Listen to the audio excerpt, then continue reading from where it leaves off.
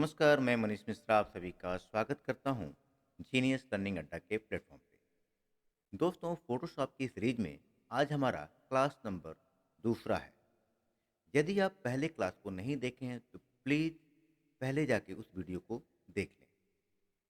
पहले क्लास में हमने बात किया था रेक्टेंगल मार्केट टूल के बारे में।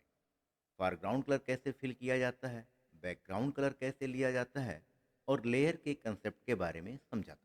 इसी क्रम में आज हम फोटोशॉप की जर्नी को और आगे बढ़ाते हुए और ऑप्शन के बारे में समझेंगे। तो आइए बिना किसी देरी के स्टार्ट करते हैं आज की ये क्लास।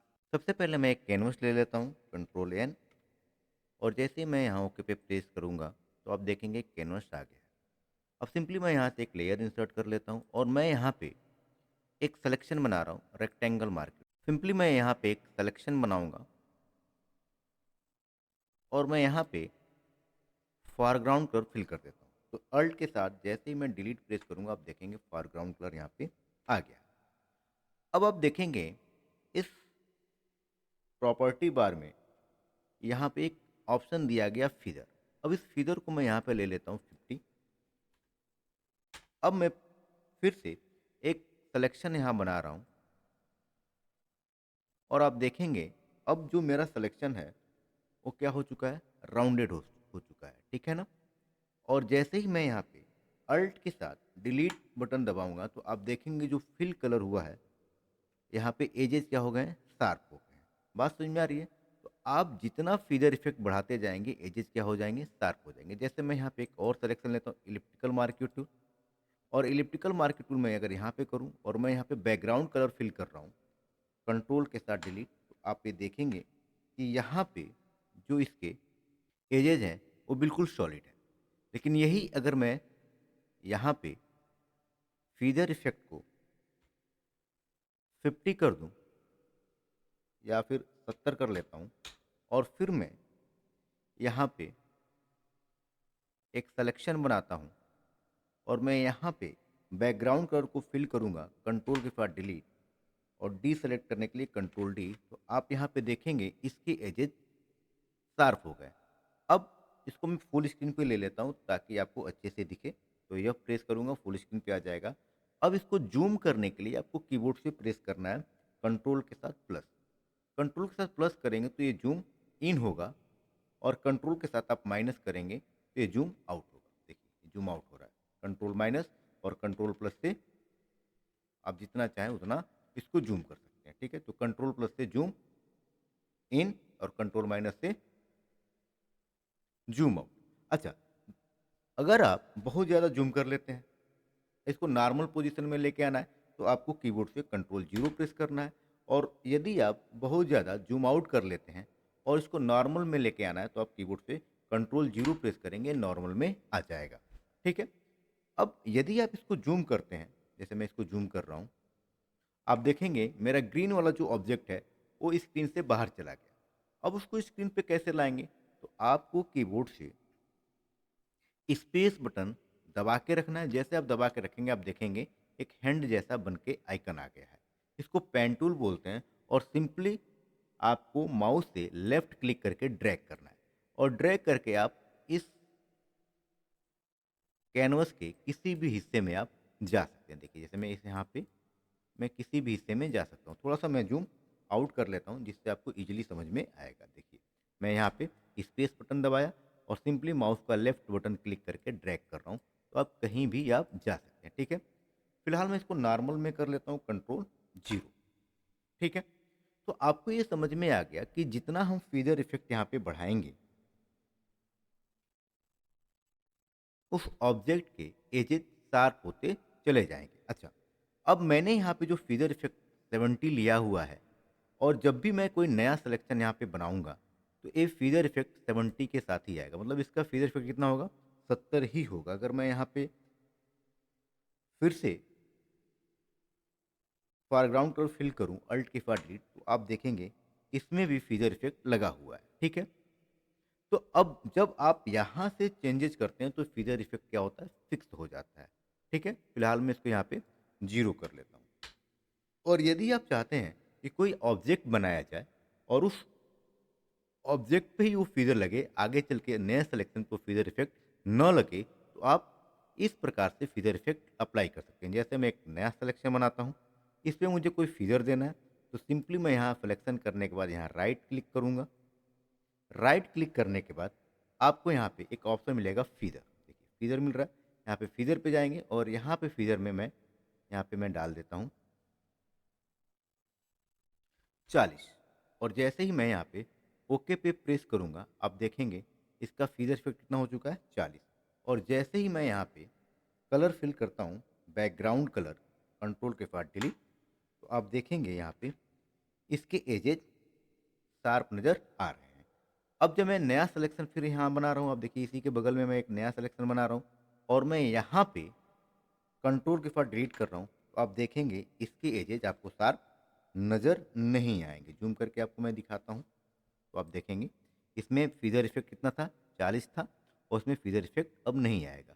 तो आप पार्टिकुलर किसी एक ऑब्जेक्ट पे लगाना चाहते हैं तो सिंपली सिलेक्शन करके राइट क्लिक करके फीचर लगाएंगे, तो सिंपली केवल उसी ऑब्जेक्ट पे लगेगा, दूसरे ऑब्जेक्ट पे नहीं लगेगा। जबकि यहाँ से यदि आप फीचर इफेक्ट अप्लाई करते हैं तो ये फीचर इफेक्ट क्या हो जाएगा, फिक्स हो जाएगा। ठीक है,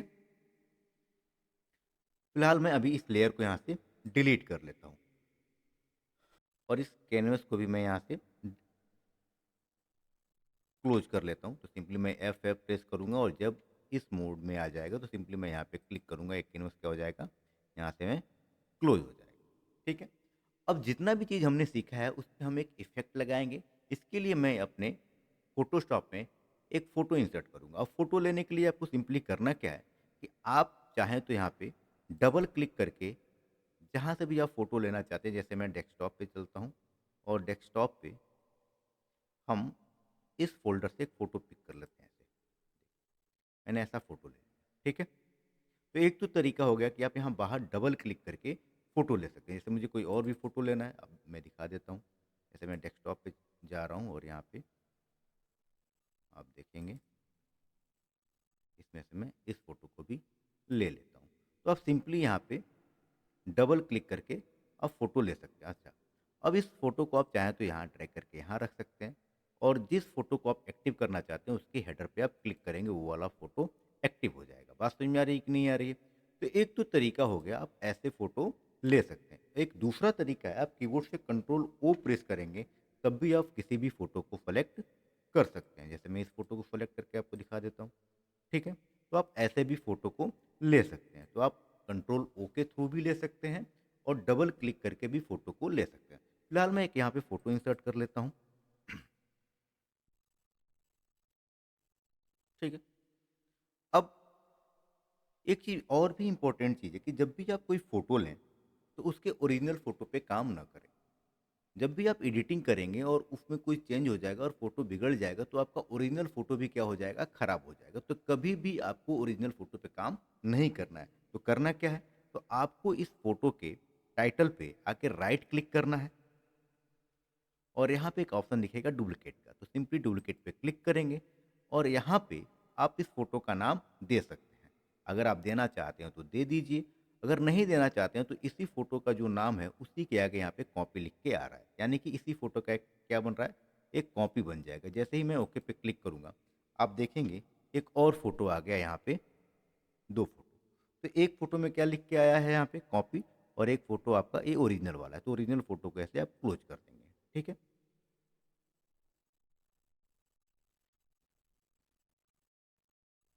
अब इसको मैं यहाँ पे फुल स्क्रीन पे ले लेता हूँ, जब प्रेस करूँगा, अब यहाँ पे जो भी काम करना है उसको आपको नए लेयर पे ही काम करना है। ठीक है, तो मैं यहाँ से एक नया लेयर ले लेता हूँ और मैं यहाँ पे एक सिलेक्शन बनाऊँगा। सिलेक्शन मैं ले रहा हूँ एलिप्टिकल मार्क्यूट, सिंपल, और सिंपली मैं यहाँ पे एक क्रॉस सिलेक्शन बनाऊँगा। थोड़ा सा मैं जूम कर लेता हूँ।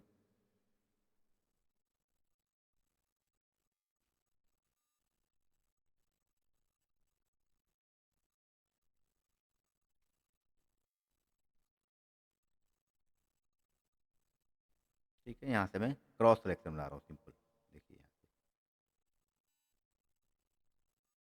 ठीक है, ऐसे बात समझ में आ रही है? ए सिलेक्शन बना दिया मैंने। तो सिलेक्शन बनाने का मतलब क्या है कि जो एरिया सेलेक्ट है उतना एरिया क्या है, एक्टिव है।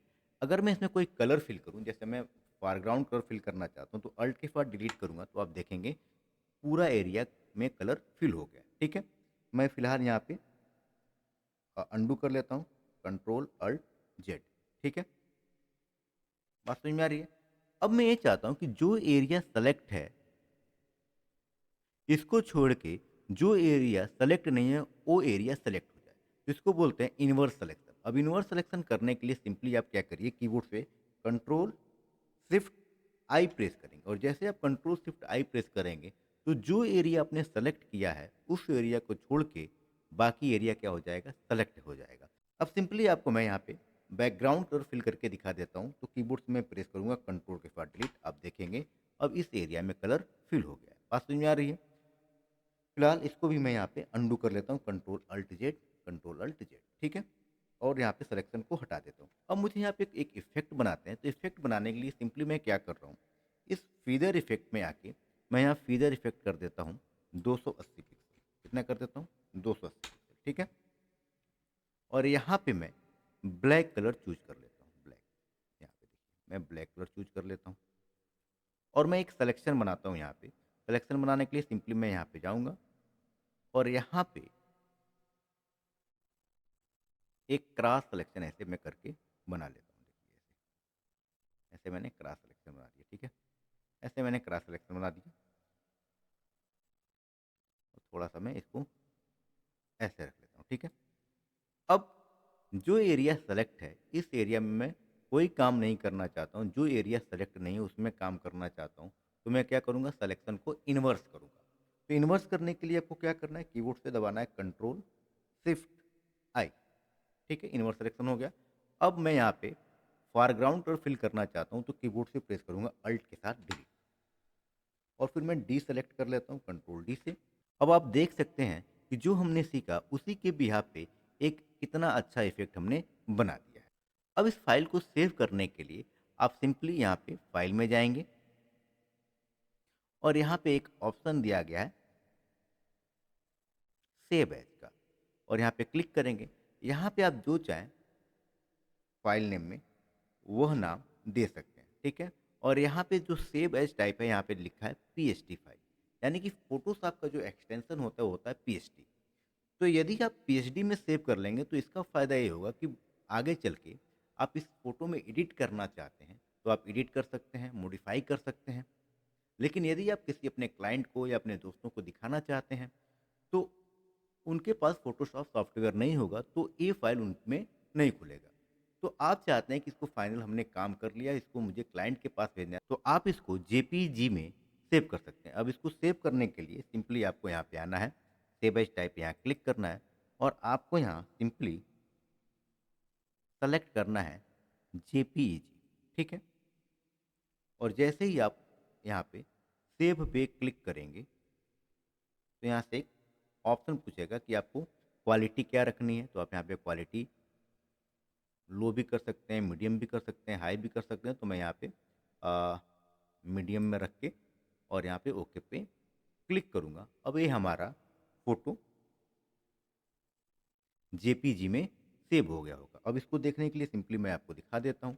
तो यहाँ पे आप जाएँगे तो आप देखिए यह जो हमने इफ़ेक्ट जो लगाया था यहाँ पे आ गया। ठीक है? देखिए आ गया। तो आज के लिए बस इतना ही। आई होप आपको ये वीडियो पसंद आया होगा। यदि आपको ये वीडियो पसंद आया है तो प्लीज़ लाइक करें, मेरे चैनल को सब्सक्राइब करें। मिलते हैं अगली क्लास में।